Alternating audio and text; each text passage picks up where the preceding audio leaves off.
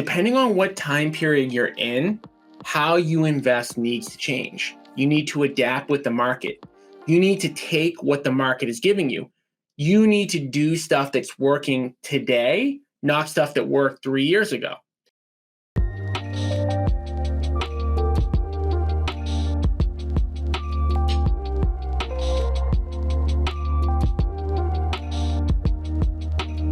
Welcome to another edition of our Tuesday at 11 live streams. I appreciate everybody right now who's jumping on live. We do these each and every Tuesday at 11 o'clock. I look for feedback from those of you who are in the Agent Investor Facebook group to determine what type of things that you guys need help with related to your agent investor business. As you guys know, at Agent Investor, we're the only brand that focuses on helping agents achieve financial freedom by investing in real estate. We do that by providing in-person events, doing a podcast once a week, posting in the Agent Investor Facebook group, and doing these live streams once a week every Tuesday at 11 o'clock. As we always say at Agent Investor, sales will make you a living, but investing will make you wealthy. And if you're the least bit interested on achieving financial freedom and going to the next level in your investing business, I want to encourage you guys, for those of you who are listening live right now, to make sure that each and every week you are downloading the latest episode of the Agent Investor podcast. You can do that by going to www.agentinvestorpodcast.com. Now, while I know that being live each and every week on these live streams, you've got to be at a specific place, a certain, time. The podcast you can listen to at any point in time, any day, anytime, super easy to do. You can do it while you're driving to and from appointments. You can do it in your car. You can do it while you're at the gym. So make podcasting a big component of how you get educated each and every week for free. Again, that's www.agentinvestorpodcast.com. And on today's live stream, I want to spend some time covering market cycles and how market cycles impact what you should be doing in not only your agent business, but your investing business.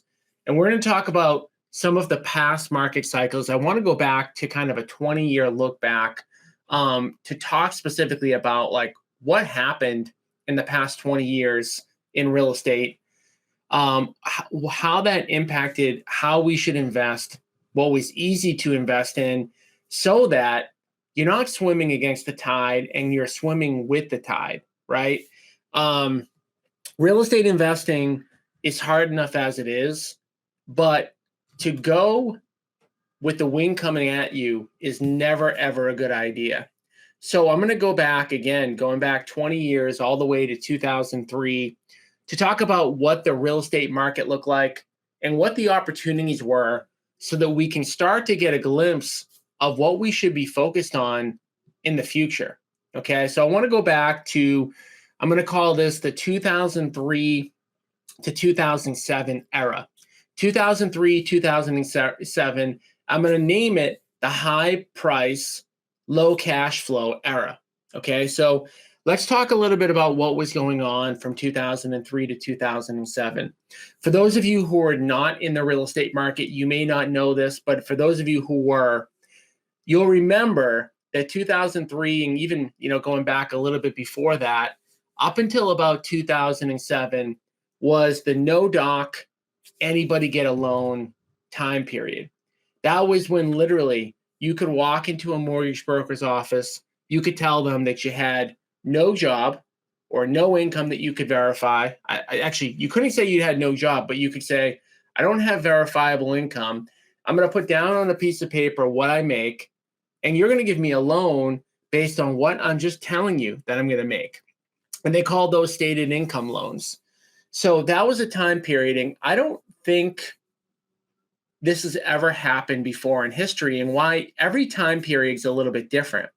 But I don't think there was ever a time period in history before that you could just write down on a piece of paper what you made and get a loan based on that. So what ended up happening from 2001, 2002, 3, 4, 5, 6, 7 was that houses were getting bid up like crazy because people that normally would not have been able to ever buy a house were able to buy a house because, again, they were able to go into their mortgage broker's office and just say what they made and get a loan. So what happened during that time period as a buy and hold investor is that properties got very, very expensive. Now, the prices I'm going to talk about today are going to seem low for today's standards. I'm going to talk about what prices were in 03, 04, 05, 06, and 07. They're going to seem really low, but they were very, very high at that time period. So 3 families, 3-unit properties in the greater Boston area were selling somewhere in the $500,000, $600,000, $700,000 range. And again, compared to today, that probably sounds cheap. But flash forward a couple of years to 2008, 2009, 2010, those same 3-unit buildings that were selling for $500,000 or $600,000 back in 6 and 7 were now selling, believe it or not, for 150 to 200,000, sometimes even below 150,000 in 2008, 2009, 2010. But I want to stay focused right now on, again, the era between 2003 and 2007, which was the no doc, no income, no verification era, where everybody was getting a loan and houses were getting bid up. So what were the opportunities during that time period? Well, they certainly weren't to buy a multifamily asset and to hold it, because who wants to buy a multifamily asset and hold it and have its value drop by over 50% just a few years later? So it was actually very unadvisable to buy a multifamily property in 2003, 04, 05, 06. So if you weren't able to do buy and hold, or it didn't really make a lot of sense to do buy and hold, then what did make sense? Well, during that era, flipping homes made a lot of sense, because every time that you bought a home, as long as you were selling it relatively quickly and you were doing quick turn deals, you were able to make a big profit because the market was going up. Now, from 2003 to 2007, it was really hard to flip properties on the market just like it is today. And you're going to see a good amount of parallels between the 2003 and 2007 era to today, right? 20 years later, you're going to see a lot of parallels. And one of those parallels was it's really hard to buy a property on the multiple listing service and flip it for a profit because the market was so competitive. So in order to get great deals back then, you had to go off market, which means you had to do direct to seller marketing. Same stuff that works today: TV, radio, billboards. Well, Facebook ads weren't really a thing, Google pay-per-click, etc. So during this time period, there wasn't a really good opportunity to buy discounted long-term buy and hold assets, right? Money was cheap, mortgage rates were low, anybody was getting a mortgage, anybody was getting a loan, right? Credit was very loose. Again, there's a lot of parallels between 2003 to 2007 and 20 years later. So keep in mind that history never exactly repeats itself, but they say history doesn't repeat, but it rhymes, okay? And that's usually very true economically, okay? So let's fast forward again to what happened after this high price, low cash flow era. Let's fast forward to 2008 to 2013. And again, depending on how old you are, you may remember this era very, very well if you were in real estate, or even if you were just in the labor market. Well, what happened in 2008, towards the end of 2008, we had the great financial recession, right? The biggest recession since I've been alive. I'm going to be turning 41 in July. So in 2008, the stock market went more than in half, and it happened really, really quickly. Layoffs were tremendous. The unemployment rate skyrocketed, went over 10%. Labor market was really, really weak. Companies were going out of business. The stock market was down. And what else happened? Well, from 2003, remember, from 2003 to 2007, a vast majority of people were going into their mortgage broker, saying, hey, yeah, I make $150,000 a year. Give me this loan. I'm going to buy this house. People that were never homeowners before, people that maybe didn't know how to own a property before. And eventually, they had to start paying on those loans. When they started paying on those loans, a lot of people could not afford to make their payments. Another thing that I didn't mention that was also very common during the 2003 to 2007 era was adjustable rate mortgages. Like they were very, very prevalent, right? People wanted lower interest rates in the beginning. Those adjustable rate mortgages, they reset during the 08, 9, 10, 11, 12 era. And by the way, I'm calling the 2008 to 2013 era the short sale and foreclosure era. So what started to happen somewhere in 2007 is that people started to get behind on their mortgage, and then people were losing their jobs and people had adjustable rate mortgages. It was really ultimately the perfect storm. And it was the perfect storm to create this foreclosure and short sale environment. Now, what was working just 2 or 3 years ago no longer worked in 2008, 2009, 2010, right? You no longer had the ability. This is one of the only time periods where going direct to seller, doing mailers, doing pay-per-click, doing all the stuff that we talk about today really didn't work. It didn't work because no matter how discounted you could get a seller to sell your property to during that era, there were even cheaper properties at auctions, on HUD Home Store, REOs, short sales. So during that time period, 2008 to 2013, this phrase cash is king really, really, like, there couldn't have been a better time period.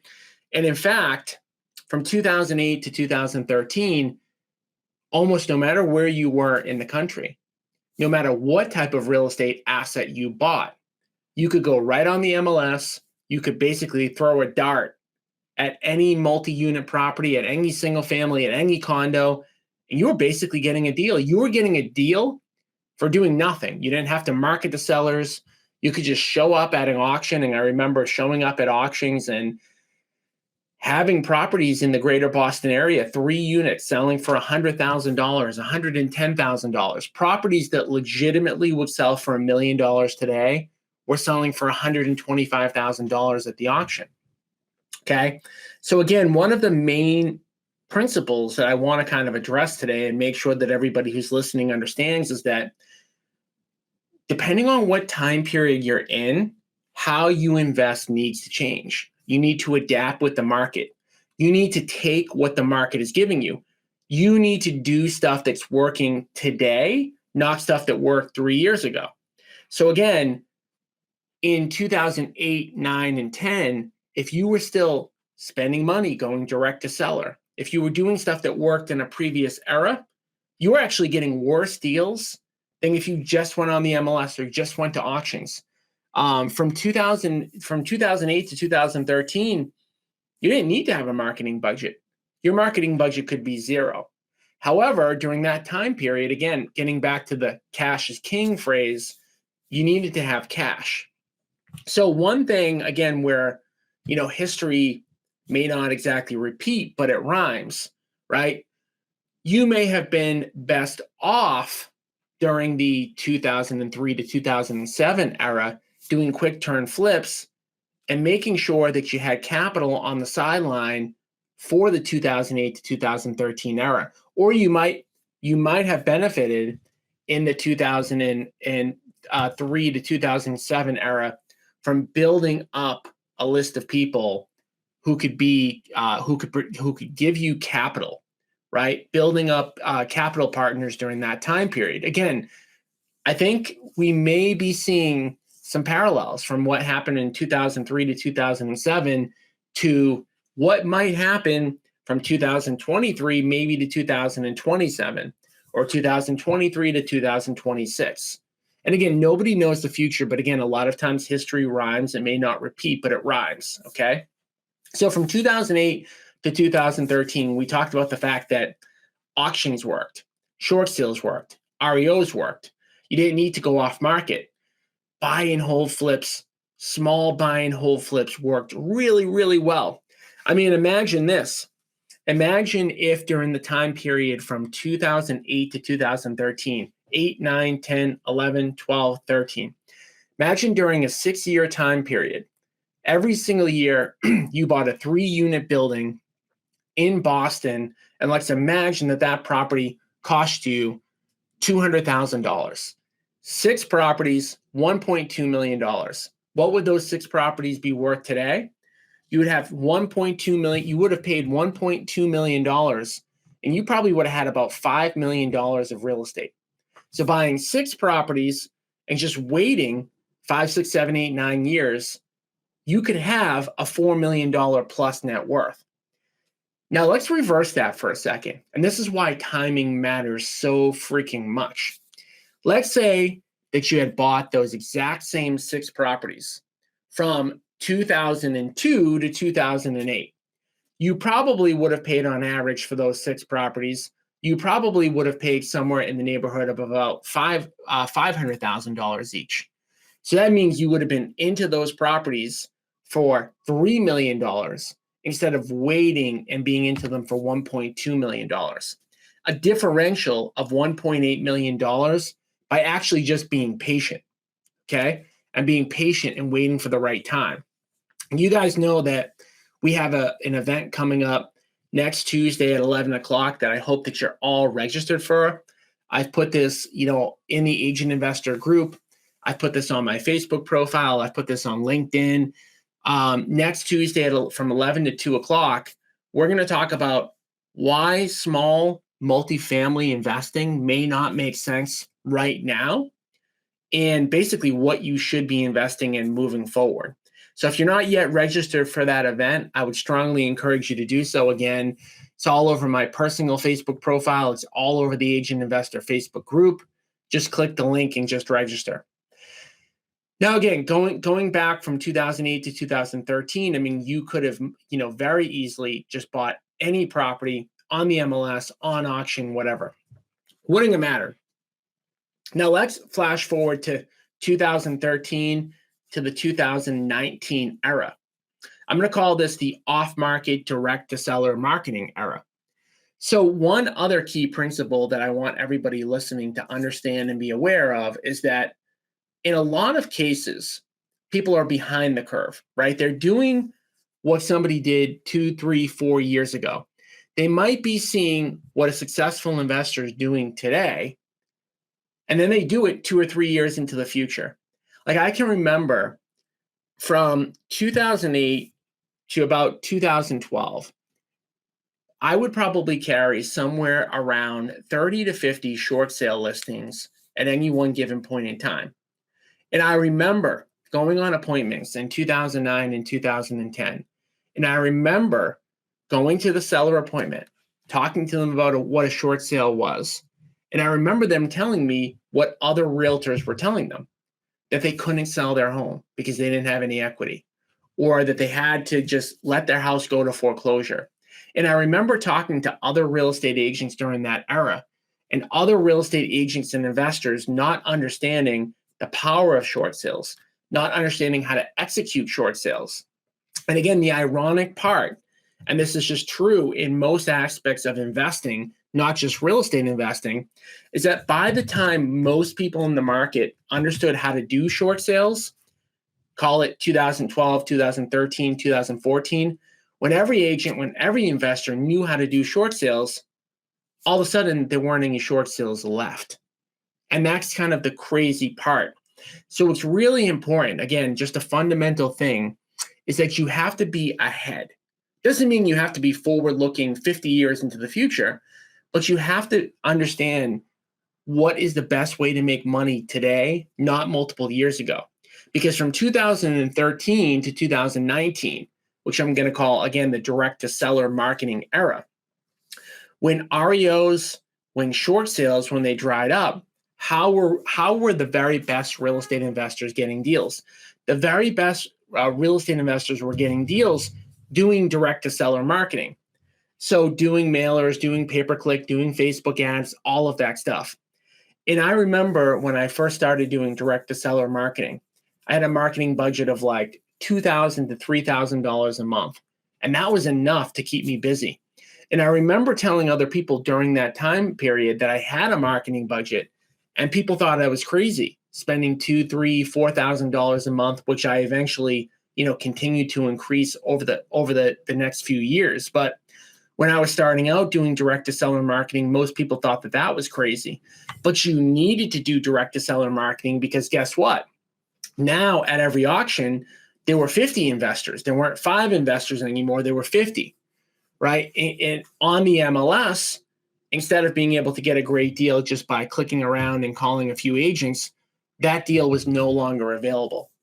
So the very best investors from 2013 to 2019 had an off-market marketing system that produced them face-to-face seller appointments over that period. They capitalized on those. And during that time period, whether you were going to buy and hold or fix and flip, if you were doing direct to seller marketing, you were still able to get really, really good deals. Maybe not quite as good as the short sale, REO, auction days, but still really good deals. That all kind of changed. I'm going to call like the 2020 to 2023 period. I'm going to call that like the investor oversaturation period. A lot of things happened starting in 2020. The one that we obviously all remember and was a huge deal was COVID-19. So there was a lot of different things, different directions that the economy could have went during 2020, right? Whatever it was, February or March, where we were all going to do that kind of 2-week hiatus and come back out and everything was going to be good. Of course, that didn't necessarily work out as planned. But what ended up happening was a ton of money got flushed into the economy, right? Which created in 2022, 2023, a whole bunch of inflation that we're living through today. But on the investor side, what ended up happening is a ton of money got pumped into the system, right? People were getting checks in the mail. People were getting, money. That people that own businesses were getting money. A lot of things happen to produce this inflation. Now, what happens when people get money in their pockets? Well, they typically either spend the money or they invest the money, right? Especially today, keeping money kind of just sitting idle, in a bank account usually doesn't make a lot of sense. So what ended up happening nationally is that a lot of people who had money kept investing in real estate. At the same time, most investors were now aware that you needed to go direct to seller marketing. There was barely any properties available for sale on the multiple listing service. I mean, we have been in this ultra low, never seen before inventory phase with the real estate market where there's just no available inventory, no deals on the MLS. Like from 2013 to 2019, you might have been able to get a good deal on the MLS if you really worked your butt off and kept trying. Starting somewhere around 2020, nearly impossible to get a good deal on the multiple listing service. And because there was so little inventory available, you had regular first-time home buyers buying multi-unit properties. So let's just say you were a buy and hold investor. And let's just say you were in the Boston area and you wanted to buy a 3-unit just to buy it and rent it out, the typical old-fashioned way, probably the easiest way and the most common way to become a millionaire. Those properties no longer cash flowed. Because when you're going and you're checking out those 3-unit properties that are located in the greater Boston area, you're not just competing with other investors. You're not just competing with people that need cash flow in order to own those assets. You're also competing with first-time home buyers. At the same time, there's been so much education. People like myself have been, up on our soapbox talking about why you need to get off-market deals, talking about the importance of off-market deals. It is now super common to go into a seller's living room, say that you sent them a mailer, and the seller will show you, hey, I've got this letter and this letter and this letter, and this company wants to buy my house, and that company, and this company called me. This company came into my house the other day. So there's just this oversaturation. At the same token, you've also, a lot of investors or newer investors have seen, wow, somebody bought a 3-unit property in Boston, in the greater Boston area, for $200,000 that's now worth $1 million.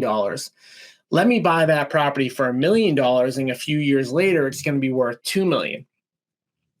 Now, keep in mind, again, history doesn't always repeat, but it rhymes. And I want to go back to that 2003 to 2007 era that I already talked about, that 2003 to 2007 era where prices were high. People were bidding. It kind of got crazy right before prices started to drop. And again, when people were buying multi-unit buildings in the greater Boston area in 2005 and 2006 for $500,000-$600,000, they were also thinking in their head, hey, just a few years later, these are going to be worth $1 million, because those people in 2006 knew that somebody bought that same property 5 or 6 or 7 years ago for $200,000, right? So again, history repeats to some extent. It rhymes.